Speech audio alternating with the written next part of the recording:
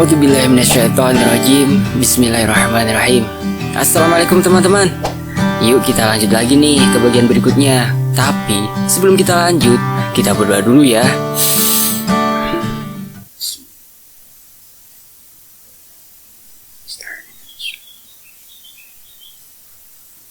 Allahumma shalli ala sayyidina. Dan jangan lupa pula nih kita doain ya untuk virus corona ini supaya lekas pergi dan Indonesia tetap dijaga sama Allah Subhanahu wa taala. Oke, kita lanjut.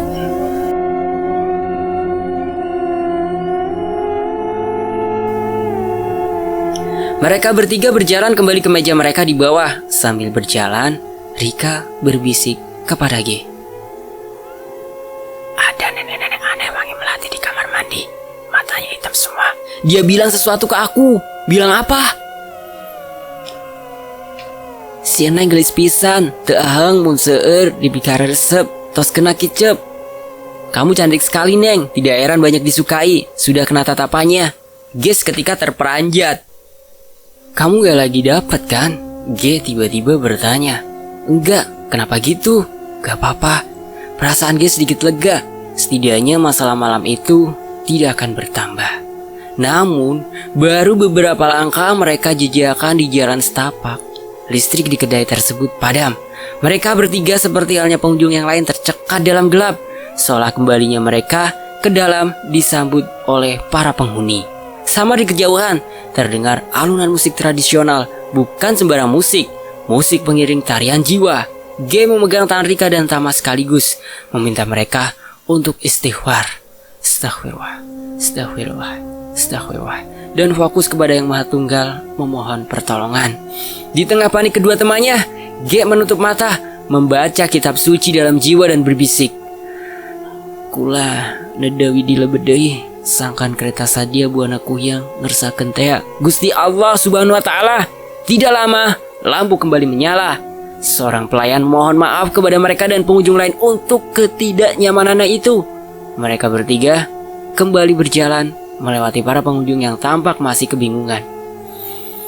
Nista dan Maja telah terjadi. Semoga Utama tidak menyusul, batin G. Meski ia tidak tahu apalagi yang bisa membuat penghuni tempat ini tertarik kepada mereka. Sampailah mereka bertiga ke meja mereka. Ahmad dan Adi langsung menanyakan dari mana saja mereka. Maaf ya, tadi beli rokoknya agak jauhan. Alasan konyol, namun bisa membuat mereka berdua percaya. Sementara Ahmad dan Adi menyelesaikan makanan dan minuman mereka dengan santai. Rika dan Tama menghabiskan dengan terburu-buru. G yang hanya memesan kopi hanya melihat ke arah pohon itu. Kali ini, ia mulai mengerti dan mulai berani. Kenapa sih buru-buru banget? Adi keheranan melihat Tama dan Rika terburu-buru menghabiskan makanan mereka. Ayo, kita cabut sebentar lagi. Lagi ada Rama, takut dia nunggu. Tama coba berkilah. Dikirain kesini aja, timbal Ahmad. Emang geus janjian? Tadi orang WhatsApp. Rama, teman mereka, semua yang tinggal dan bekerja di pulau lain. Kebetulan ia sedang datang hari itu, saat yang tepat untuk segera mengajak mereka pergi dari tempat itu. Ahmad dan Adi pun menjadi ikut terburu-buru menghabiskan makanan dan minuman mereka. Sudah lama mereka tidak bertemu Rama yang merantau sejak beres kuliah beberapa tahun lalu. G tersenyum, masih ada kesempatan untuk selamat. Semakin lama mereka berada di situ, semakin terancam jiwa mereka. Tembang tadi adalah pemikat sukma yang dimainkan secara gaib. Siapa yang dikehendaki akan mendapatkan ketenangan, namun siapa yang tidak akan tersesat. Namun, senyuman G hanya bertahan sejenak. Listrik kembali padam. Kali ini, listrik langsung menyala untuk kemudian padam kembali. Hal tersebut terjadi beberapa kali sampai kembali padam cukup lama. Alunan tembang itu terdengar dekat, seperti berasal dari sekitar pohon itu.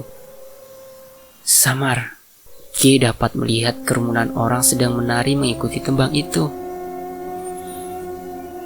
Perlahan ia merasa tubuhnya mendekati kerumunan tersebut. Tiba-tiba mata G terpejam. Hingga listrik kembali menyala pun ia masih terpejam. Ahmad dan Adi heran mengapa ia bisa tertidur tiba-tiba sementara Rika dan Tama panik. Mereka mencoba membangunkan G, namun tanpa hasil. Sebelum Tama memukul punggung G dan ia terbangun, Bukan mengucap istighfar seperti yang dikatakan Tama, tapi ia malah mengucap syukur.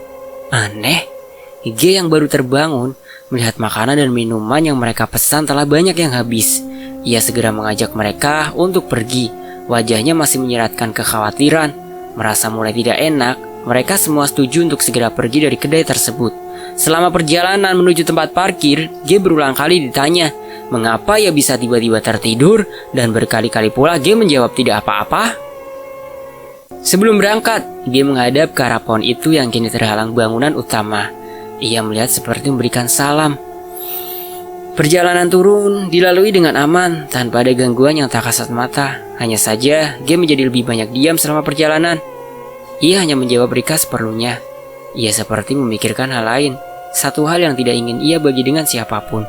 Sementara itu, di mobil lainnya, Ahmad, Tama, dan Adi asik memperbincangkan Rama yang akan mereka temui. Sesekali, Tama melihat kaca tengah untuk memastikan mobil G yang berada di belakang baik-baik saja. Namun G mengambil jalan yang berbeda dengan Tama untuk menuju kedai mie tempat mereka akan bertemu Rama. Khawatir, Tama menelpon Rika menanyakan mengapa melalui jalan yang berbeda. Gak tahu Tam, dari tadi G diam aja. Setelah menutup telepon Tama, Rika bertanya tegas kepada G. Rasa khawatirnya menjadi jengkel karena merasa tidak dipercaya oleh tunangannya sendiri. Aku tanya ke kamu G, kamu kenapa? Apa aku mau nikah sama batu apa? Ngomong aja gak bisa. Sekilas G menengok kepada Rika dengan tatapan tajam. Perlahan, ia mulai bicara. Jangan sampai terjadi utama bila tidak ingin melihat prahara. Udahlah, ngomong pakai bahasa biasa aja, gak perlu so misterius, balas Rika. G diam. G tidak menanggapinya. Matanya fokus pada jalanan di depannya. Sesekali ia melihat ke belakang seolah ada yang mengikuti meskipun ia sebenarnya tahu tidak ada satupun yang mengikuti mereka. Jalan yang G ambil malam ini tidak lazim. Ia memilih rute memutar menghindari kota. Jengah, Rika membentak. Kamu maunya apa? Jalannya muter gini. Tahu bakal macet. G memberi isyarat kepada Rika untuk diam, seolah takut terjadi sesuatu bila ia membuka mulut.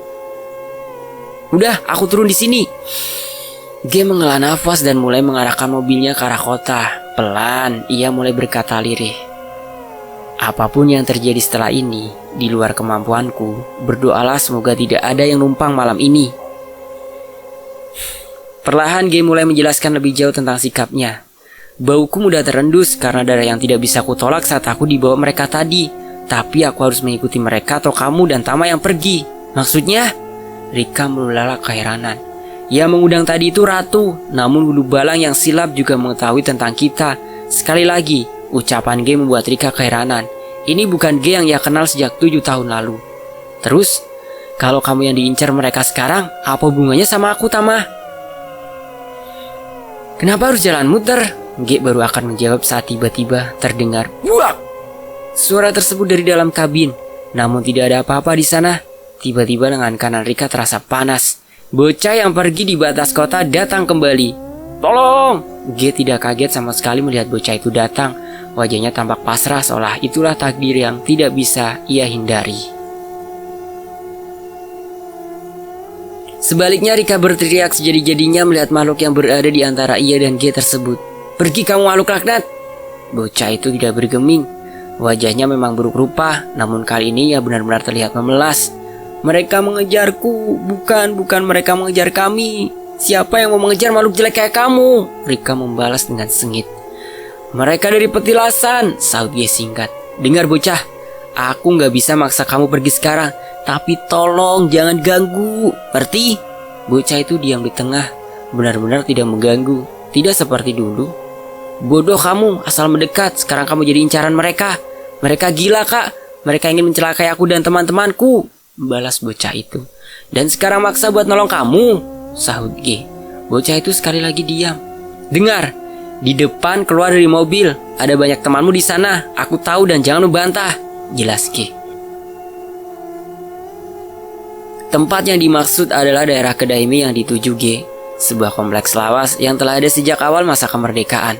Kami berhenti di sini, kamu harus pergi sekarang, hardik G. Bocah itu menurut dan perlahan menghilang.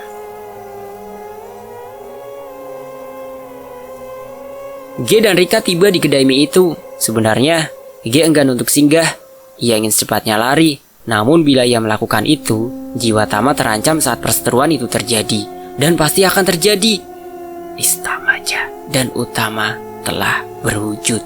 G dan Rika turun dari mobil menuju kedai tersebut. Wajah mereka terlihat sangat pucat dan tegang. "Hei G, kumaha damang?" Rama menyapa G. G hanya mengiyakan bahwa ia baik-baik saja dan tersenyum lemas. Obrolan mereka yang seharusnya menarik berlangsung hambar. Hanya Rama Ahmad dan Adi yang terlibat seru dalam obrolan. G dan Rika lebih banyak diam, sementara Tama hanya sesekali menanggapi.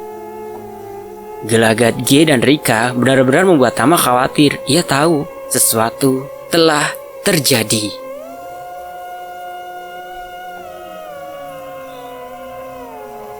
G tenggelam dalam pikirannya sendiri. Apa yang harus ia lakukan selanjutnya? Berharap bahwa perkara yang terjadi cukup melibatkan mereka saja, tanpa perlu melibatkan dirinya, tunangannya, dan temannya. Makhluk yang paling mulia, tanggung jawab yang paling besar, bisik batinnya. Ia meneguk double shot espresso sekaligus seolah memaksa tubuh lelahnya untuk terus terjaga. Hal tersebut membuat Rama menyadari pula ada yang tidak beres. Ia bertanya namun hanya dijawab senyuman.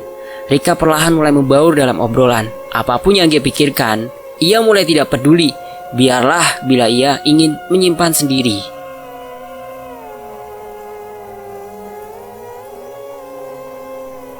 Berbeda dengan Tama, ia bertanya ada apa kepada G. Sekali lagi, G diam. Tidak nyaman. G mengatakan ada sesuatu yang tertinggal di mobil. Tama tahu itu hanya alasan untuk menjauh. Ia mengejarnya. "Kunaon sih maneh?" Merasa tidak bisa menghindar lagi, akhirnya G menyerah. Ia menyalakan sebatang rokok dan mulai bercerita. "Yang di tempat itu ngikutin aku. Tahu apa yang aku bilang? Masalahnya, tadi ada hantu Belanda tiba-tiba mendekat. Sekarang dia dan sejenisnya yang jadi inceran. Terus, hubungannya dengan kamu apa?" "Darah leluhur," jawab G singkat. "Aku ada di tengah-tengah. Kalau mereka minta tumbal, aku harus milih. Aku udah ngomong ya, semua resiko ditanggung sendiri. Kalau aku nggak bisa ngebantu lagi." Selepas G mengatakan itu, suasana sekitar kedai tiba-tiba berubah. Udara mendadak panas sekali. Padahal saat itu hampir tengah malam. Tama dan G menjadi sangat merinding. Seolah ada banyak yang halus. Dan hampir seluruh pengunjung kedai merasakan itu. Mereka melihat ke halaman kedai namun tidak ada apa-apa. Namun tidak bagi G. Di halaman itu bahkan hingga jalan di depan kedai berderet mereka dengan berbagai bentuk. Entah berapa banyak. Serempak mereka berkata, "Tolong!" "Tuh, pada datang mereka," umpat G. "Siapa G?" Tama keheranan. "Yang dari atas, cepet masuk. Takut kamu diincar juga." "Hah? Kenapa?" "Cepet masuk goblok." G tidak menjawab namun berteriak dengan panik. G menatap mereka lekat, berwajah pucat, hancur, rata, anak kecil maupun dewasa, dan entah bagaimana bentuknya. Seolah semuanya berkumpul di tempat itu meminta tolong kepadanya dari ancaman sesuatu yang mereka takuti. Penghuni petilasan. Ya, penghuni petilasan itu mungkin telah ada di tempat itu jauh sebelum kota ini ada. Jauh sebelum penghuni kota ini tiba dari berbagai penjuru. G tahu benar, perseteruan telah dimulai. Sambil panik berlari masuk, Tama samar melihat mereka. Ia ketakutan setengah mati. Namun ia lebih khawatir melihat G. Sementara Rika tertunduk, ia tidak mampu melihat ke halaman. Kedai itu mendadak hening. Perlahan, G berjalan mendekati mereka. Baginya, tidak ada jalan lain. Baru beberapa langkah ia berjalan, angin bertiup kencang. Belum reda angin itu, terdengar petir menyambar dekat sekali dari kedai tersebut. Suasana mendadak gaduh meski pengunjung kedai terdiam. Tama berteriak memanggil G, namun ia terus berjalan menuju kerumunan itu. Tidak ada satupun dari mereka yang berani menyentuh G. Mereka hanya menatapnya penuh harap. Sampai di ujung kerumunan, G melihat bocah itu tertunduk lesu, menunjuk sesuatu di ujung jalan. Bocah-bocah, kamu memang selalu merepotkan. Di ujung jalan berdiri mereka yang ditakuti penghuni halus kota ini. Sesosok tinggi besar, berwarna merah dengan taring menggantung hingga tanah. Kakek peot bertubuh kecil sampai mereka yang berpakaian hulu balang dengan mata besar dan gigi-gigi runcing. Namun di sana tidak ada sang ratu. Berdebah laknat, hianat Saryah, teriak G, muak sekaligus sedih dengan siapa apa yang ada di hadapannya. Mereka yang berkhianat dari kastanya, mereka yang berkhianat pada ratunya, mereka yang dahulu bersama leluhurnya. Seketika badan dan kepalanya terasa berat. Terhuyung ia duduk di trotoar. Seorang kakek buruk rupa itu mendekat perlahan. Ia tertawa terkekeh. Sudah cu, leluhur jangan dilawan. Game rapal doa disalurkan lewat prana untuk balik melawan. Kakek itu mundur sejengkal, namun pasukan di belakangnya maju menerjang menahan G di sebuah pohon. Sesosok kepala menggantung dengan lidah terjulur menjilati G yang terpojok. Bau anyir makhluk itu membuatnya mual. Perlahan kakek itu mendekat sambil terkekeh. Aku tidak melawan leluhur. G terbata-bata. Aku mengingatkan yang silap, lanjutnya. Seksia, kami salah ha? Kakek itu murka menunjukkan giginya yang hitam dan lidahnya yang panjang. Bola matanya melompat keluar. Dia merasa tercekik. Khilaf oleh dunia, lupa pada kasta, titah ratu, dilawan, bisik G. Minta jadi budak ular kamu ya? Seketika terdengar alunan tembang gaib itu sekali lagi. Kali ini G tidak bisa melawan, dan semua menjadi gelap.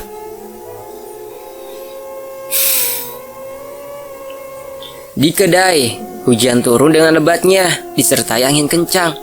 Para pengunjung, tidak terkecuali teman-teman dan tunangan G, terjebak di kedai tersebut. Semua berdoa, semua berharap dalam takut dan kalut. Beberapa mulai menggeram tidak jelas. Beberapa gelas mulai terjatuh tanpa tersentuh. Sebuah asbak tiba-tiba melayang menghantam tembok.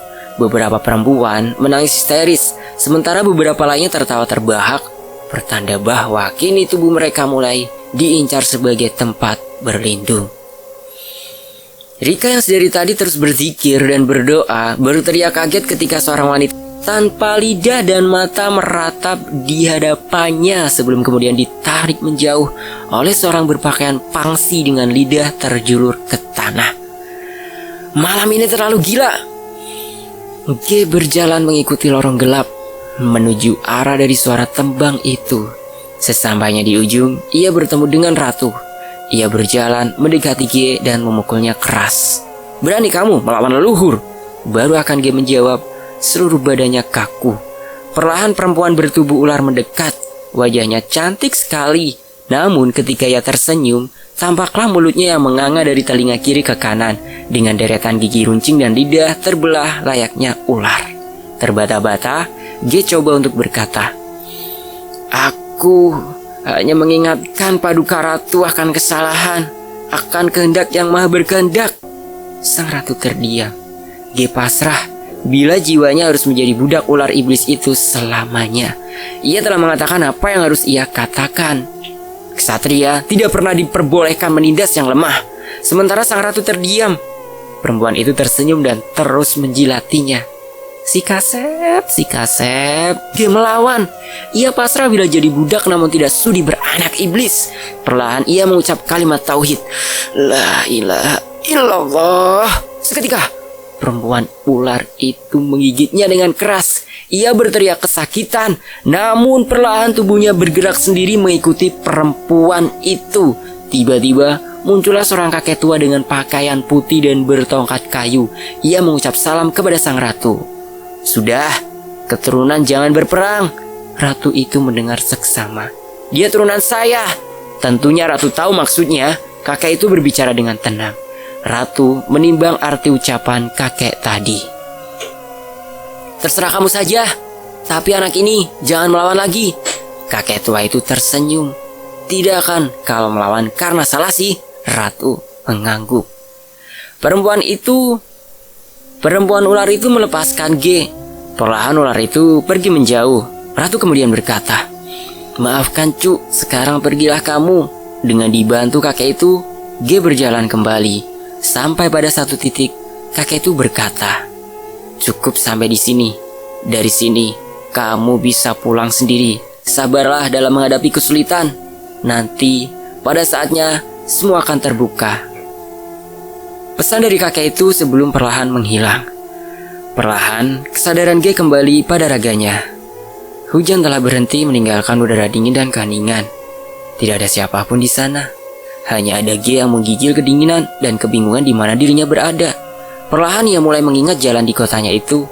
Dengan tubuh yang masih terasa nyeri, ia paksakan untuk berjalan kembali ke kedai. Jalan itu sangat berantakan, seperti telah dilanda badai. Namun, ia tidak melihat satupun mereka yang halus di sana. Syukurlah, ia kembali ke kedai itu hanya untuk melihat kedai itu telah sepi meninggalkan hanya tunangannya dan temannya di sana.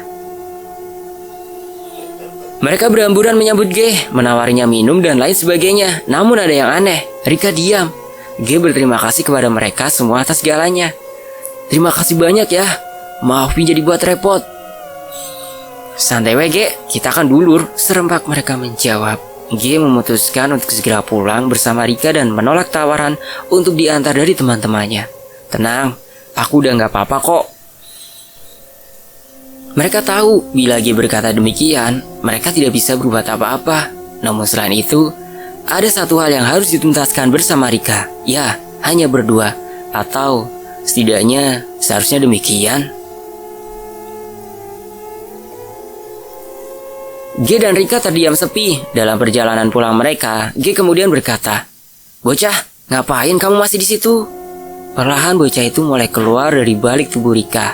G baru saja hendak mengusir bocah itu sebelum ia menyadari ada yang ganjil. Bocah itu lebih menyeramkan dari biasanya. Badannya terbakar habis dan tampak layu seperti saripatinya telah habis diserap sesuatu.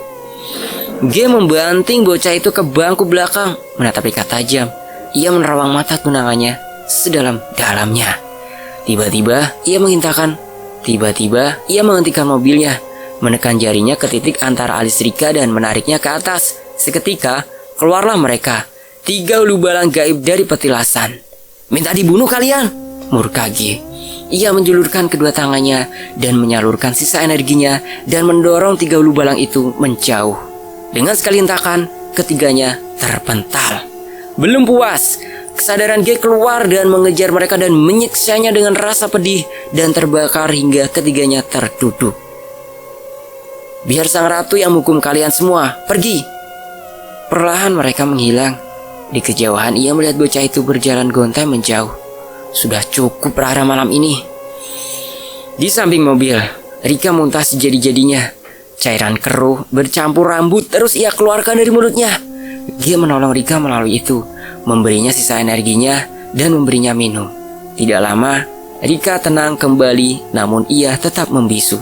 Akhirnya mereka sampai di rumah Rika. Adik lelaki Rika yang buka pintu. Namun sebelum melangkah masuk, Rika memberi syarat kepada G. Ada yang ingin ia katakan. "Sudah cukup sampai di sini. Aku tidak bisa bersama orang yang terus membawa bala, namun tidak mampu melindungi apa yang seharusnya."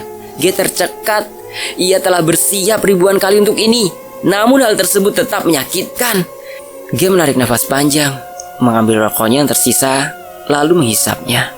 Malam ini sudah cukup terkutuk. Ia tidak mau berdebat lebih panjang. "Baik, aku pamit sekarang. Namun tolong kendalikan ego dan pemikatmu itu sebelum meminta prara lebih banyak." Rika coba memanggilnya, namun ia tetap berlalu dengan mobilnya, menerabas kosongnya jalanan di tengah dinginnya malam. Hari esok. Mungkin bagi mereka yang masih punya waktu untuk bernyawa, selama 7 hari 7 malam G tidak lebih seperti seonggok daging. Energinya habis terkuras. Badannya dipenuhi luka memar sementara bisul mulai tumbuh di wajahnya. Sorot matanya hilang dan mimpinya selalu sama, menari diiringi tembang jiwa yang menggiringnya ke lorong yang gelap. Sementara Rika tidak jauh lebih baik. Perutnya seperti dirajam. Apapun yang masuk akan segera dikeluarkan.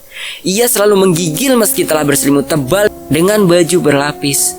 Tembang itu menyeretnya masuk lebih dalam. Hingga pada malam ke-7, Mereka bermimpi sama, didatangi oleh kakek berjubah putih itu. Ia hanya memberi pesan misterius sebagai jawaban pertanyaan dan penderitaan mereka. Cikahuripan.